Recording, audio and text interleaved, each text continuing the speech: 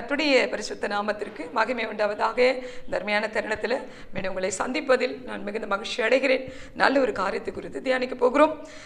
யோவான் எழுதிய சுவிசேஷம் 8ஆம் அதிகாரத்தில் 11வது வசனம். அதற்கு அவள், இல்லை ஆண்டவரே என்றாள். இயேசு அவளை நோக்கி, நான் உன்னை ஆக்கினைக்குள்ளாக தீர்க்கிறதில்லை, நீ போ, இனி பாவம் செய்யாதே என்றார். ஆமென், அல்லேலூயா. கர்த்தருடைய பிள்ளைகளே, இந்த சம்பாஷணை ஆண்டவராக இயேசு கிறிஸ்துக்கும் ஒரு ஸ்திரீக்கும் நடக்கிற சம்பாஷணை என்பது உங்களுக்கு நேரம் புரிந்திருக்கலாம். ஆனால் இந்த சம்பாஷணையுடைய நோக்கம் என்ன? இந்த சம்பாஷணை எதற்காக நடக்கிறது? இங்கு ஆண்டவராக இயேசு கிறிஸ்து எங்கு போனாலும் யாரிடத்துல பேசினாலும் அதற்கான ஒரு முகாந்திரம் இருக்கும் இல்லையா? ஒரு முகாந்திரம் கண்டிப்பாக இருக்கும். அது இல்லாமல் நிச்சயமாக அவரால் எதுவுமே செய்ய முடியாது. அப்படியானால் இந்த ஸ்திரீடத்தில் பேசுவதற்கு என்ன முகாந்திரம் இருக்கிறது? ஏன் கர்த்தர் இந்த ஸ்திரீடத்தில் பேசி கொண்டிருக்கிறார்? பாருங்களேன், இதில் நீங்கள் முதல் வசனத்திலேருந்து வாசிங்கன்னா தெரியும். அப்போ விபச்சாரத்திலே கண்டுபிடிக்கப்பட்ட ஒரு ஸ்திரியை எல்லோரும் கல்லால் அடித்து கொள்ளும்படியாக அவளை துரத்தி கொண்டு வருகிறார்கள். கர்த்தருடைய பிள்ளைகளை, யூத பிரமாணம், இஸ்ரவேலின் நியாய பிரமாணம் சொல்லுகிறது, ஒரு ஸ்திரீ விபச்சாரத்திலே கண்டுபிடிக்கப்பட்டால் அவளை என்ன செய்யணுமா? கல்லால் அடித்து கொல்லப்பட வேண்டும் என்று யூத நியாய பிரமாணம் சொல்லுகிறது. அதிலே லேவி கோத்திரத்தில் இருக்கிற ஸ்திரீகள் இருக்காங்க இல்லையா?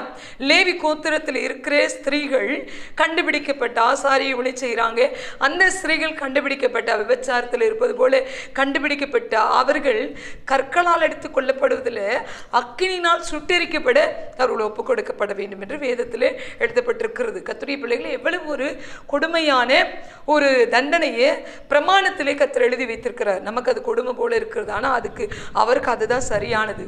தவறு செய்யக்கூடாது என்பதற்காக கர்த்தர் இப்படி கடினமான பிரமாணங்களை அவர் எழுதி வைத்திருக்கிறார் இல்லையா?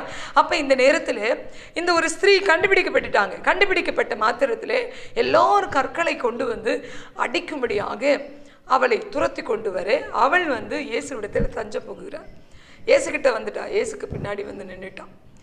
இப்போ ஆண்டவராக இயேசு கிறிஸ்து என்ன செஞ்சிட்டு இருக்காரு அப்படின்னு பார்த்தீங்கன்னா, 5வது வசனம் வாசிக்கலாம். இப்படிப்பட்டவர்களை கல்லெறிந்து கொள்ள வேண்டும் என்று மோசே நியாயப்பிரமாணத்தில் நமக்கு கட்டளையிட்டு இருக்கிறாரே, நீர் என்ன சொல்லுகிறீர் என்றார்கள். பாருங்க, இப்படிப்பட்ட ஸ்திரீகள் என்ன செய்யணும்? கல்லால் அடித்து கொள்ளணும்னு மோசே நியாயப்பிரமாணத்தில் எழுதி வச்சிருக்கிறாரு. ஆனால் நீ என்ன சொல்ற, நீங்க என்ன சொல்றீங்க அப்படின்னு இயேசுகிட்ட கேட்குறாங்க. 6வது வசனம், அவர் மேல் குற்றம் சுமத்துவதற்கான காரணம் உண்டாகும் பொருட்டு அவரை சோதிக்கும்படி இப்படி சொன்னார்கள். பாருங்களேன், இந்த பெண் பிள்ளை விடுவிக்கும்படி அவங்க சொல்லலை, வேற காரணத்துக்கான சொல்ல. ஒரே முகாந்திரம் என்ன? அவரை குற்றப்படுத்தணும். அவரை எப்படியாகிலும் குற்றப்படுத்தி அவர் என்ன செஞ்சிடணும்? ஒரு தண்டனைக்கு உட்படுத்தணும். அவரை கொண்டு போயிட்டு மரணத்துக்கு நேரம் நடத்தணும். இதுதான் யூதர்களுடைய பெரிய என்ன சொல்லுது, டார்கெட் சொல்லுவாங்களே, பெரிய டார்கெட். அதை அச்சீவ் பண்ணணும். அதுதான் அவர்களுக்கு பெரிய முகாந்திரமாக இருந்தது. ஆனால் கர்த்தர் இந்த இடத்துல அதையெல்லாம் அறிந்திருக்கிறார். அவங்க என்ன இருதயத்தில் நினைக்கிறாங்கன்னு கூட அறிந்திருக்கிறார். ஒரு இடத்துல ஒரு ஸ்திரீயானவள் தன்னுடைய போதகர், தன்னுடைய ஆண்டவராக இயேசு கிறிஸ்துடைய பாதத்தை கண்ணீரினால் அணைத்து தன் தலைமயிரினால் துடைத்து அழுது கொண்டு இருக்கிறார். அப்போ அங்கே இருக்கிற யூதர்கள், பரிசேயர்கள் நினைக்கிறாங்க, இவ பாவியான ஸ்திரீ தன்னை தொடுகிறது, இவ பாவிதான், இவர் உண்மையான தேவ மனுஷனாக இருந்தால் என்ன செஞ்சிருப்பாரு? கண்டு கொண்டிருப்பாரு. இவருக்கு ஒன்றும் தெரியலையே அப்படின்னு நினைக்கும் போதே பட்டுன்னு ஆண்டவர் பேசுவார். நான் உன் வீட்டுக்கு நீ எனக்கு தண்ணி கொடுக்கல, நீ எனக்கு என்ன கொடுக்கல, என்னை முத்தம் செய்யலை, ஆனால் இவ்வளோ நான் வந்ததிலிருந்து தன்னுடைய பாவத்தை உணர்ந்து முத்தம் செய்கிறாள் என்று உடனே பதில் கொடுப்பார். கர்த்தருடைய பிள்ளைகளை, நம்ம இருதயத்தின் அடி ஆழத்தின் யோசனைகளை அறிகிற ஒரே தெய்வம் ஆண்டவராக இயேசு கிறிஸ்து. ஆமாவா இல்லையா? உங்கள் இருதயத்தினுடைய அடி ஆழத்தின் யோசனையை நீங்கள் என்ன நினைக்கிறீங்க? இந்த செய்தி கேட்கும் போது என்ன நினைக்கிறீங்க?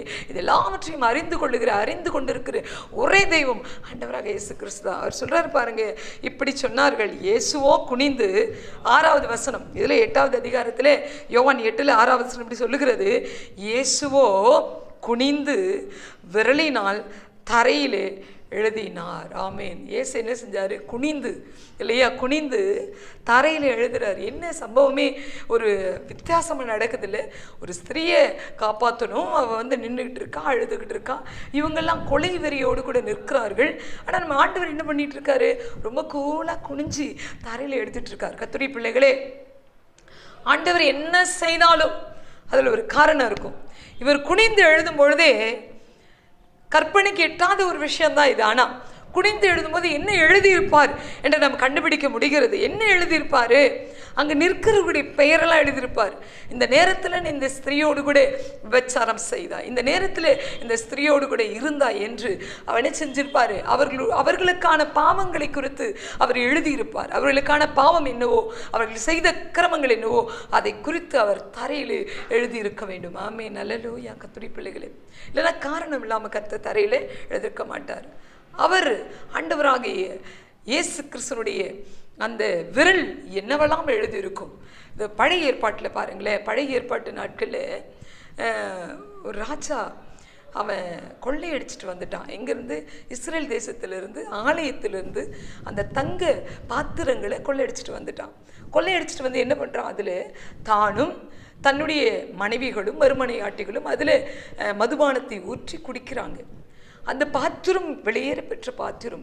அந்த பாத்திரம் எப்படிப்பட்ட பாத்திரம்? கர்த்தருடைய அபிஷேகத்தை நிறைந்த பாத்திரம். அந்த பாத்திரத்தை சுற்றிலும் வேத எழுத்துக்கள் எழுதப்பட்ட ஒரு பாத்திரம் இல்லையா? அப்போ அந்த பாத்திரத்துக்கு ஒரு மகிமை இருக்கிறது. நீங்களும் நானும் தேவனுடைய பாத்திரமால நமக்கு ஒரு மகிமையை கர்த்தர் வைத்திருக்கிறார். அதில் அவன் யூஸ் பண்ணதை பார்த்துட்டு உடனே ஒரு விரல் சுவற்றில் எழுதுகிறது. மினி மினித்தி கீழ் உற்பாசின் என்று எழுதுகிறது.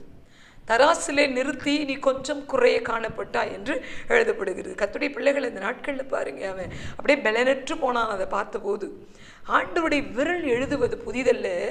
ஆண்டவர் ஆதி நாட்களிலே அவருடைய பாத்திரத்தை அசுசிப்படுத்தின போது உடனே கோபம் கொண்டு விரலில் வந்து விரலை மட்டும் அனுப்பி எழுதுகிறார். ஆமென்.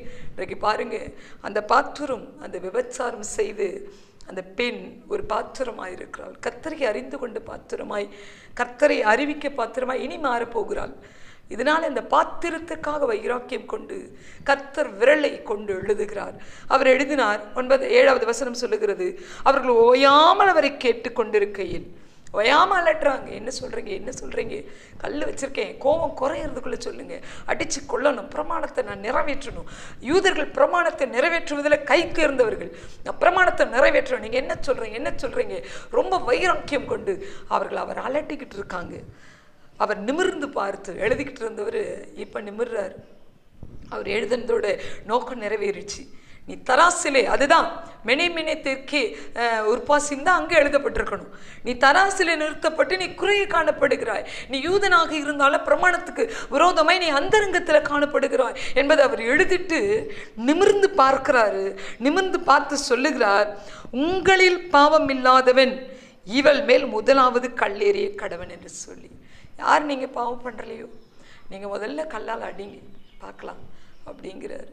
எல்லாரும் குற்ற உணர்வு அடைந்து கற்களை போட்டு அப்படியே போயிட்டே இருந்துட்டாங்க. அது ஒருத்த கூட அறையில், ஒருத்த கூட கற்களால் அடிக்கவில்லை. கர்த்தருடைய பிள்ளைகளே, எப்படிப்பட்ட ஞானம் நிறைந்த தேவன் நம்முடைய தேவன் அல்ல. ஒரு ஸ்திரியை விடுவிக்கணும், பிரமாணத்தை காப்பாற்றணும். 2 பக்கமும் இப்போ நிற்கிறாரு. சொல்லுவாங்க மத்தளத்துக்காவது ஒரு பக்கம் என்ன சொல்லுவாங்க, ஒரு பக்கம் அடி, எனக்கு 2 பக்கம் அடி சொல்லுவாங்க இல்லையா? பாருங்க, 2ஐயும் அவர் காப்பாற்றணும். ஒன்று, இந்த ஸ்திரியை எப்படியாவது இந்த காரியத்திலிருந்து, கொலையிலிருந்து, அவளுடைய மரணத்திலிருந்து அவளை காப்பாற்ற வேண்டும். இன்னொன்று, நியாயப்பிரமாணத்தை நான் தான் கொடுத்தேன், அந்த நியாயப்பிரமாணத்தையும் நான் என்ன செய்யணும், சரி செய்ய வேண்டும். ரெண்டுக்கும் மத்தியில் அவர் நின்று கொண்டு இருக்கிறார். கர்த்தருடைய பிள்ளைகளே, எப்படிப்பட்ட தேவன் இல்லை, தான் ஏற்படுத்தின நியாயப்பிரமாணத்தை அழகாக டேக் ஓவர் பண்ணிட்டு போகிறார். இங்கே ஒரு ஸ்திரியை பாவத்திலிருந்து விடுவித்து அவளை ரட்சிப்புக்கு நேராய் வழிநடத்துகிறார். இன்றைக்கு நீங்களும் நானும் என்ன செய்து கொண்டிருக்கிறோம்? குற்றம் செய்தவர்களை பார்த்து விரல் நீட்டி, நீ குற்றவாளி, நீ விபச்சாரம் செய்தாய், நீ பாவம் செய்தாய், நீ வாழ தகுதியற்றவள், நீ வாழ தகுதியற்றவன் என்று மற்றவர்களை குற்றப்படுத்துகிற நிலையில் இருக்கிறோமா? அல்லது அதற்கு மேலாக கர்த்தர் அவர்களை மன்னித்திருக்கிறார், கர்த்தர் அவர்களை எழுப்பியிருக்கிறார், கர்த்தர் அவர்களுக்கு வாழ்வு கொடுத்திருக்கார் நிலையில் நீங்களும் நான் இருக்கிறோமா? அதை நினைச்சு ஆண்டவர் சமூகத்தில் நாம் மனம் திரும்ப வேண்டும். நம்முடைய நிலை என்ன, நம்ம எப்படி இருக்கிறோம், நம்ம அந்தரங்கத்தில் எப்படி இருந்தோம், இதெல்லாம் நினைத்து ஆண்டவர் சமூகத்தில் மனம் திரும்ப வேண்டும். கர்த்தருடைய பிள்ளைகளே, ஒருவனை நீங்கள் குற்றம் சுமத்தினால், ஒருவனை குற்றம் சுமத்தும் போது பரலோகங்களை உற்று கவனிக்கிறது. ஒரு விரல் தான் உங்கள் முன்னாடி நிற்கிது, அவங்க முன்னாடி நிற்கிது, 3 விரல் உங்களை பார்த்து நிற்கிறது. அப்படியானால் நம்ம குற்றவாளியாக மாறாதபடி தேவ சமூகத்தில் இருக்கணும். ஓயாமல் கேட்டதுனால எல்லாம் சொல்லுங்க கல்லறியுது. அப்போ தான் அந்த மகளை பார்த்து கேட்குறாங்க, யாரும் உன்னை கல்லால் அடிக்கலையாப்பா, இல்லைங்க ஐயா, யாருமே என்னை கல்லால் அடிக்கலை. அவர் சொல்றார், நானும் உன்னை ஆக்கினைக்குள்ளாக தீர்ப்பதில்லை. கர்த்தருடைய பிள்ளைகளே, ஆக்கினை என்றால் என்ன? ஆக்கினை என்றால் என்ன? செய்த தப்பிதத்திற்கு தண்டனை தான் ஆக்கினை. அந்த நியாயப்பிரமாணத்தில் ஆக்கினைக்குரிய காரியங்கள் அதிகமாக இருக்கிறது. ஆக்கினைக்குரிய காரியங்கள் அதிகமாக இருக்கிறது. கர்த்தர் சொல்றாரு, அந்த ஆக்கினையை நானும் உனக்கு கொடுக்க மாட்டேன். மேன் கர்த்தருடைய பிள்ளைகளே, நம்முடைய தேவன் மன்னிப்பின் தேவன்.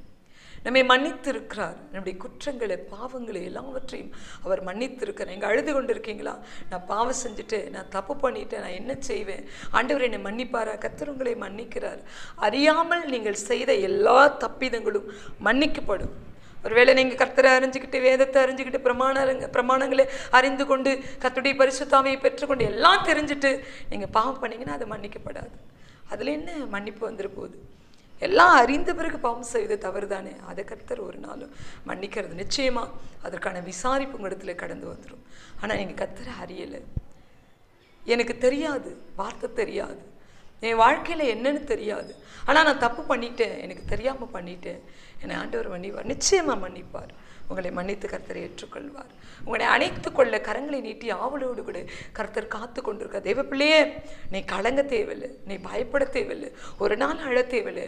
உன் பாவங்கள் மன்னிக்கப்பட்டது. கர்த்தர் சொல்றார். ஆண்டவர் சொல்றாரு பாருங்க, 16வது வசனம் சொல்லுகிறது, நீ போ, இனி பாவம் செய்யாதே. ஆமென், அல்லேலூயா. நீ போ, இனி பாவம் செய்யாதே.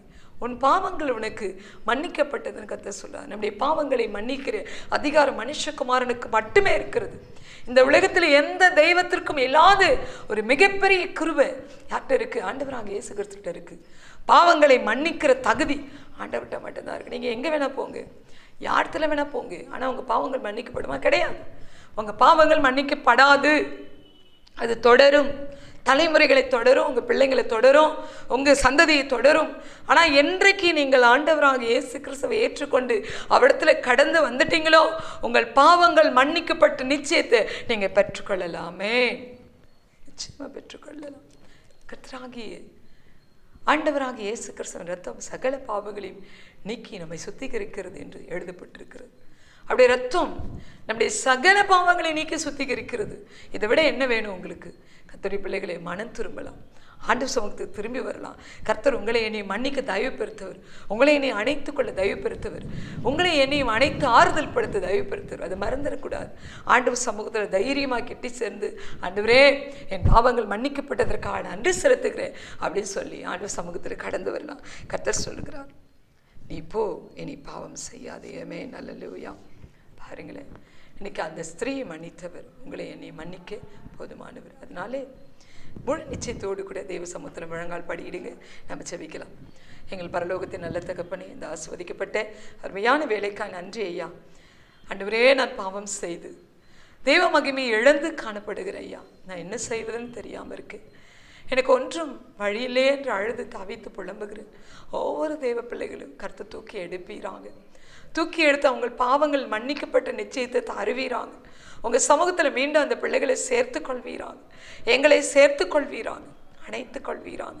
பாவத்து நிமித்த படுக்கையில் விழுந்து கிடக்கிற இந்த பிள்ளை கர்த்தர் எழுப்புவீராக இயேசுவின் நாமத்தினால். உன் பாவங்கள் உனக்கு மன்னிக்கப்பட்டது, எழுந்து நட என்று சொன்ன அந்த வார்த்தையின் பிரகாரம் எழுந்து நடக்க கர்த்தர் கிருபை தருவீராங்க. ஆண்டவரே அப்பா, வாலிப பிரயாயத்தில் பாவத்தில் விழுந்து தாவித்து கொண்டு இருக்கிறதான்னு ஒவ்வொரு வாலிப பிள்ளைகளை கர்த்தர் தொடுவீராங்க. பாவங்களை மன்னிக்கிற அந்த கிருபையை ஆண்டவரே நீர் வைத்திருக்கிறீர். அதை பிள்ளைகளுக்கு ஒற்றி தருவீராங்க. வாலிப தங்கச்சி மன்னிக்கப்படுவாயா? இயேசுவின் நாமத்தில் மன்னிக்கப்படுகிற நிச்சயத்தை தருவீராக. ஆவியானவரே, மனமிறங்கி பிள்ளைகளை தொட்டு, மனமிறங்கி பிள்ளைகளை தொட்டு உங்களுடைய சந்நிதிக்கு நேராக நடத்துவீராங்க. நிச்சயமாகவே ஒரு விடுதலை உண்டு. ஆண்டவரே, அந்த விடுதலை பிள்ளைகள் பெற்றுக்கொள்ளட்டும். ஆண்டவர் நாளிலே நீ போ, பாவம் செய்யாது என்று சொன்னீங்களே, இந்த பிள்ளைகள் கேட்கிற ஒவ்வொரு பிள்ளைகளுக்கும் இது உரித்தாகட்டும் ஐயா. பாவம் செய்யாத ஒரு வாழ்க்கையை ஆண்டவரே எங்களுக்கு தருவீராங்க. அதை தந்து ஒவ்வொருவரையும் கர்த்தர் ஆசீர்வதிங்க, பலப்படுத்துங்க, பாதுகாத்துக்கொள்ளும். கர்த்தராகிய கிறிஸ்து இயேசுவின் நாமத்தினாலே ஜெபித்து ஆசீர்வாதங்களை எடுத்துக்கொள்ளுகிறோம் எங்கள் நல்ல பிதாவே. ஆமென், ஆமென். God bless you all.